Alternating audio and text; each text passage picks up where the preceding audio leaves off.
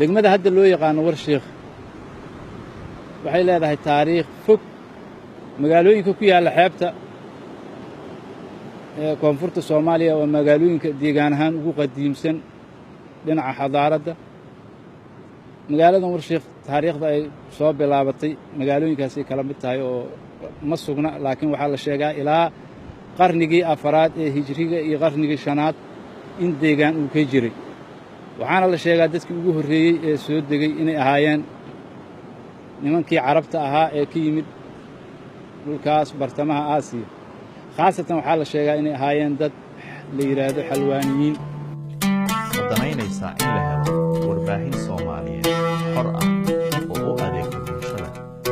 fadlan taageer dalso qarniga adiga 17aad ee miilaadiga in boqortooyadii ajuuraan ay deegaan ka samaysatay taasoo iyana muddo deganeed taariikh cayiman aan la haynin oo ay baaba'day iyaduna tan hadda rasmiga ah oo ilaa 200 sano la degan yahay waxa ugu horreeyay oo koow soo degay nin la yiraahdo Sheekh Daawud Cali Idris oo ka soo guuray meel uu sheegay magad oo ilaa cadal 100 kiiloomitir ku dhawaad u jirta nin wadaad uu ahaa caalima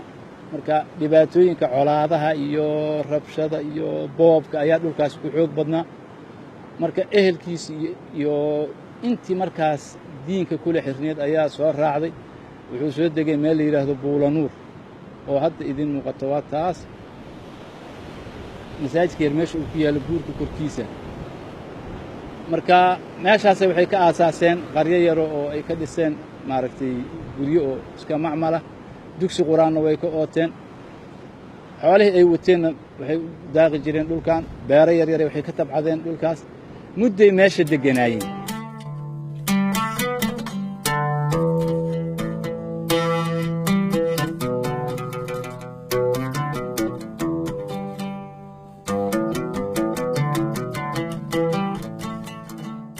علماء بدنا Soomaaliya isugu timid waxay noqotay xerada ugu weyn ee diinka koonfurta Soomaaliya oo funuunta lagu barto oo luqada tafsiirka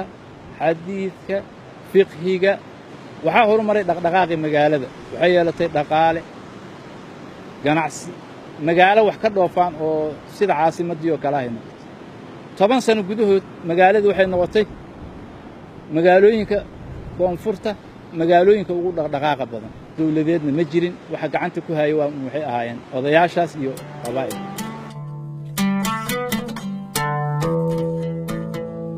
wadanaynaysa in la helo warbaahin Soomaaliyeed xor ah oo u adeegta bulshada fadlan taageer dalso 1890 gugeedii Vicente Fernandez markabkiisii oo Volta wuxuu ku soo aaday Warshiiq Abriil 24keedii ayuu inta wuxuu ka soo dejiyay doon ay u saarayaan odayaal reer Warshiiq wuxuu ka codsaday inay la hadlaan ay la macaamilaan maadaama waxa meesha jooga ay ahaayeen dadkii odayaal ay waa la isfahmi waayay waxaana laga codsaday Talyaaniga inuu isaga taga meesha markuu ku adkaystay inuu Talyaaniga ilaa soo dego dagaal looga hor yimid waa la sheegaa 1899 ee 24 Abriil waxa uu dhintay nin sarkaal iyo nin badmareen oo kala looga dilay meesha Talyaani waa ka cararay wuxuuna aaday dhulkaas wuxuu sii gudbay marka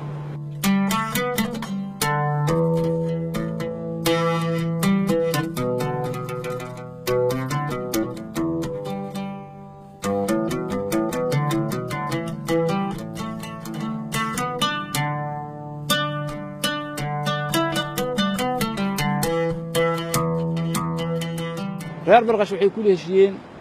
1892 inay ka qaataan kiro 4 marse ee Warshiiq Xamar Banaadir iyo Xamar iyo Marka iyo Baraaw inay ka qaataan kiro oo Talyaanigu lacag ka bixiyo Warshiiq waxay gashay maamul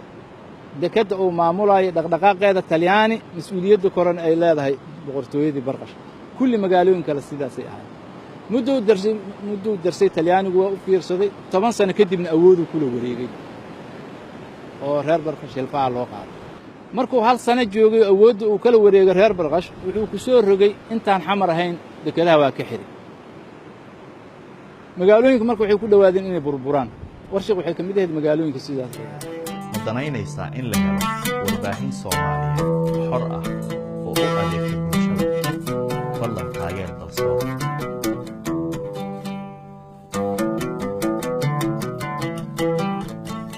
marka magaalada magaca wuxuu ku raacay islaantii hadalkeedii ahaa war shiiq sheegay ayaan ku socdaa.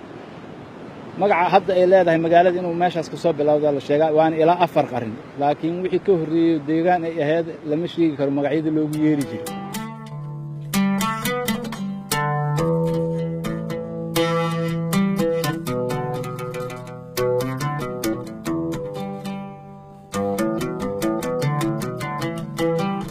kadib magaalada xilligii maaragtay kacaanka waxay ka mid noqotay magaalooyinka oo kacaanka uu maaragtay u magacaabay degmanimo, laakiin goor dambe ahayd. magaaladu waxay leedahay dhul beereed, waxay leedahay xoolo nool oo deegaanka ah, laakiin waxa ugu muhiimsan hadda degmada ee ka muuqda waa magaalo xeebeed waay waxay ku tiirsan tahay kalluumaysiga.